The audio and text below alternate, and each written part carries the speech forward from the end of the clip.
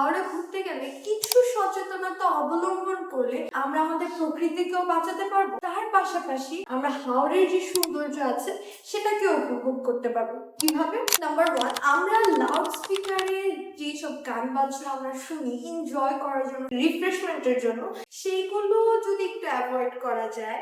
Number 2, যে কাজটা করতে পারি, আমরা মন চাইলো জাস্ট একটা চিপস খেয়ে প্যাকেটটা পানিতে ফেলে দিলাম, মন চাইলো বলে ফেলে দিলাম, এটা যেন না।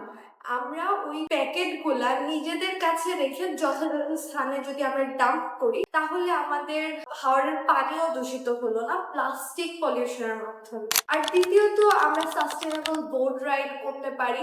লাইক যেই বোটগুলা রিনিউয়েবল এনার্জি ইউজ করছে, সেই বোটগুলা যদি আমরা ইউজ করি, তাহলে আমাদের যে ফসিল ফুয়েল বার্নিং এর কারণে যে কেমিক্যাল গুলো রিলিজ হচ্ছে পানিতে, সেখান থেকে পানি দূষণও রক্ষা পেতে পারে। আরেকটা যে ইম্পর্টেন্ট বিষয়, সেটা হচ্ছে গিয়ে আমরা মাছগুলোকে যেন ওভার ফিশিং না করি, সো দ্যাট আমাদের মাছের বায়োডাইভার্সিটি যেন ওই হাওর অঞ্চলে 10 বছর আগে যেমন ছিল, 10 বছর পরেও ঠিক তেমনই থাকে।